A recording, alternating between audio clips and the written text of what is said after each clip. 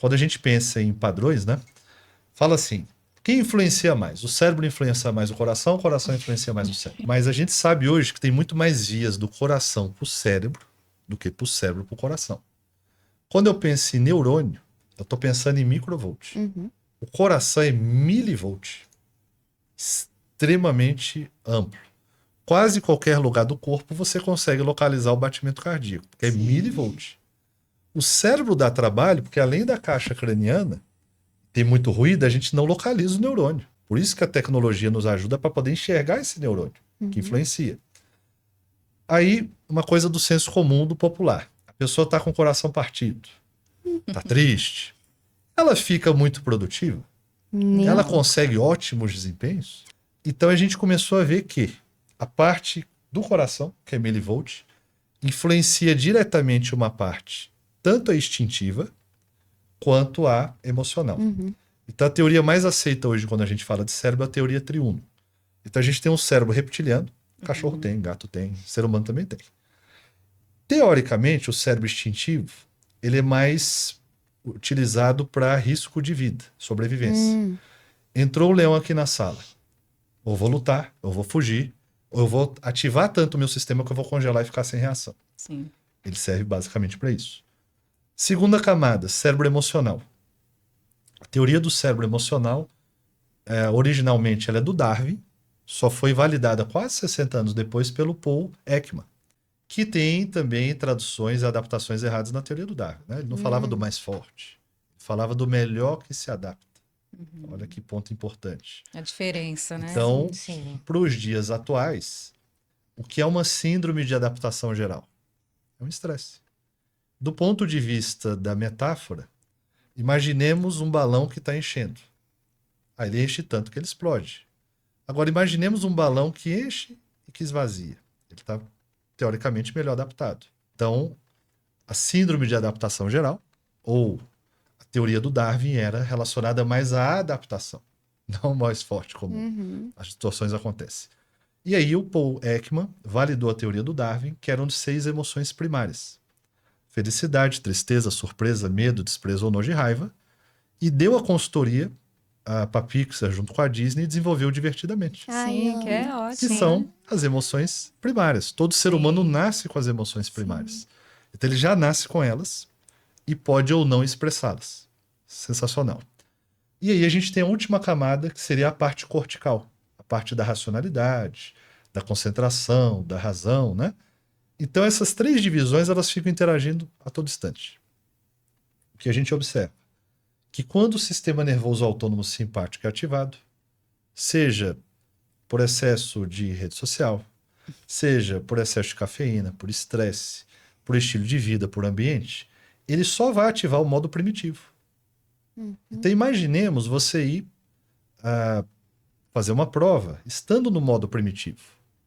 O seu cérebro vai querer se livrar da prova, porque ele quer agir. Ele não vai ter a estrutura do terceiro andar, que é a comunicação, que é a fala. A fala tem um delay. A gente sente bem antes do que a gente fala. Só que, se eu tiver com o meu modo instintivo ativado, ele gasta muita energia, ele tem pouca eficiência. E a gente atualmente vê bastante isso. Então, segunda camada emocional, que a gente chama de cérebro límbico, e a terceira cortical, que teoricamente é o cérebro mais racional. Que a gente nos diferencia de outros animais em função disso. A gente se acha superior por esse motivo. Nem tanto, mas né, é o que a gente acredita que é.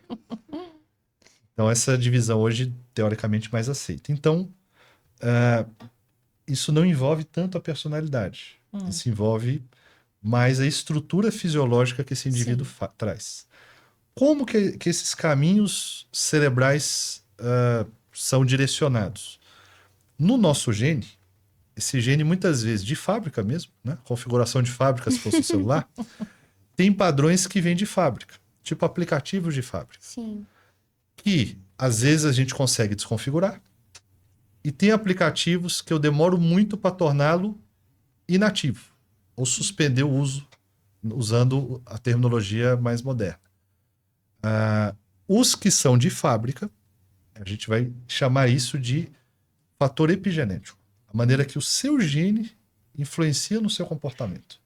Então, às vezes, aquilo que a gente está chamando talvez de personalidade, não, mas eu sou assim, eu sou irritado, eu sou agressivo, eu vou ver o gene, que veio de pai, de mãe. Às vezes a pessoa não tem consciência disso. Então, ela nem sabe, nem escolheu. Agora, quando eu deixo no estado neutro, aí é escolha. Aí é personalidade, aí é com ele. Então, vamos lá. Por que é heart-brain? O coração hoje tem 40 mil neurônios. E ele, a gente começou a ver que ele era determinante para nos ajudar, para nos atrapalhar. Então, quando o coração está desorganizado, do ponto de vista emocional e etc., ele gera ondas mais pontiagudas. E essas ondas pontiagudas, então o coração desequilibrou. Ele ativa para o meu cérebro instintivo ficar lutando, fugindo, congelando, lutar, fugindo, congelando, lutar, fugindo, congelar. Aí eu perco o repertório emocional, ou seja, eu não vou ter tanta diferenciação das emoções. Eu vou querer ou lutar, que seria baixa tolerância à frustração, irritabilidade, agressividade, ou vou querer fugir, esquiva, não enfrentar as coisas, ficar sempre fugindo das coisas, ou eu simplesmente vou congelar. Então, quando o coração está em desequilíbrio, você fica praticamente só com esses 3 padrões. Desorganiza o que você sente e a parte cortical, esquece, você praticamente não acessa. Então, a racionalidade, a aprendizagem, a experiência de vida, ou seja, sua melhor versão não aparece. Parece a pior. Ricardo, mesmo intervindo com medicação, com terapia, com neuromodulação, sim. O coração é forte o suficiente em desequilíbrio para induzir negativamente esse cérebro. Então, pegue uma pessoa que sofreu um luto, um coração partido, e veja se é tão rápido assim essa efetividade. Não é. Não. Ela está ali de corpo, mas não está de alma. Verdade. E a gente foi medir isso. A gente foi ver que era essa amplitude elétrica. O contrário também é verdade. O coração, quando está muito feliz, quando está nessa onda que a gente chama de sinoidal ou sinusial, ele induz o cérebro a entrar numa atividade que a gente chama de onda alfa, a gente depois comenta, e a pessoa fica apta a se sentir bem. Porque o coração provocou isso. Ele gera um pico de serotonina, né? O corpo vai produzir serotonina. E em termos de cérebro, ele induz o cérebro a entrar no estado alfa, que é um estado mais de plenitude, mais de apreciação, de gratidão. É interessante. Então, uma das definições do nome vem em função disso. Falar assim, peraí, então se eu equilibrar esse eixo, meio caminho andado. Exemplo, ponto de equilíbrio, né? Aí eu posso chamar de vários nomes. Ponto de equilíbrio, entrar na zona do fluir, pico de performance. Você só atinge se o coração estiver na mesma sintonia do cérebro. Olha que legal. Aí é fantástico. Aí, coincidência ou não, quando se fala em fé, a gente começou a estudar isso. Existe também que a gente chama de zona de cura. A zona de cura, ou fé, o nome que você quiser dar, ele dobra a capacidade do sistema imune. O DHA vai para 140% em pesquisa científica. Nossa. Só que todo mundo começou a falar, nossa, isso é incrível. Para ficar feliz, para gerar produtividade ou para gerar pico de performance. Hoje, em clínica, isso é mensurável e treinável. Então, o que eu quero do meu paciente quando eu dou alta para ele? Que ele atinja este nível e se mantenha nesse nível.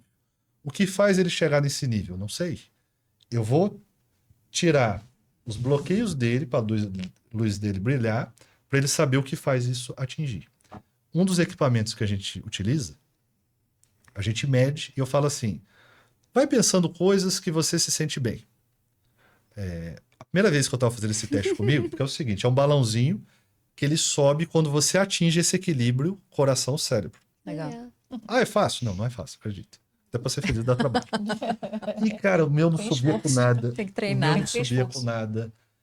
E não mudava. As horas lá parada. E aí, eu penei. Aí, um dia, eu lembro que eu tava pensando no meu gato. Aí subiu. Aí, eu ia pensando nele, criava um condicionamento. Legal. E isso me atingiu o equilíbrio. Tô dando um exemplo, tá? Então, esse zona do fluir, quando a gente pega hoje os estudos do Mihaly, que talvez seja o principal teórico que estude felicidade no mundo, esse construto fisiológico é esse equilíbrio coração-cérebro. Só que o que eu tenho que fazer? Eu tenho que treinar o cérebro para ele não me atrapalhar, o coração chegar nisso. E o coração, muitas vezes, também tem que ser condicionado a ficar nessa zona mais de equilíbrio e não me atrapalhar. A margem é muito pequenininha. É como se fosse uma fresta que os dois se encontram. Muito específica. Tem uma frequência? Tem uma frequência que ela é modulável, mas ela é muito pequenininha. E aí dá um pouquinho de trabalho. Então, nos quadros patológicos, a gente vai ter a dificuldade de acessar isso. Então, vamos pensar, por isso que eu falei amplitude e frequência. Amplitude, vamos associar o som, o barulho, o volume. Frequência, vamos imaginar a estação de rádio. Então, imaginemos que uma pessoa está numa estação de rádio que não pega nenhum rádio, que faz shhh, aquele barulho legal que ninguém gosta. Aí a pessoa está sempre naquilo. E de vez em nunca, ela cai numa estação de uma música clássica suave. Então, os estados patológicos que a gente vê que o gene influencia no organismo, é como se de fábrica a pessoa ficasse naquele estado. Podemos chamar isso de uma depressão. Então, às vezes, as medicações vão diminuir o barulho desse que é a amplitude. Sim. Mas elas não modificam a frequência. E é daí que eu começo a ter um grande visor de águas para mim o dia que eu comecei a reinvestigar as técnicas. Em psicologia são 432 técnicas no Brasil. Validadas em estudo duplo cego, no máximo 30. Então a gente passou a utilizar na Heartbrain só técnicas que tinham validação duplo cego. Tem coisas que eu amo em psicologia, em técnica, em coach, todas essas coisas eu acho sempre que tem coisas muito legais, mas que estão em casa. Porque em consultório os pacientes querem resultado. Sim. Então eu só isolei e escolhi técnicas duplo cego, que mudam o cérebro. Então entenda, medicações diminuem a amplitude. Mas eu olho em exame de imagem e está lá o shhh. Agora, e 120 dias depois, quando a gente usa técnicas que mudam esse cérebro, eu vejo ele mudar aí para uma música clássica. É sensacional.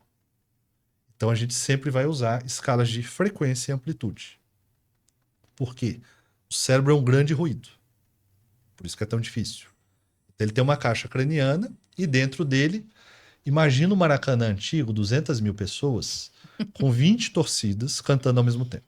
E você está de fora do estádio tentando saber o que tem lá dentro. Bem-vindo. Isso é neurociência. Só que, para eu adivinhar o que tem lá dentro, eu tenho que usar filtros e eu tenho que usar amplificadores.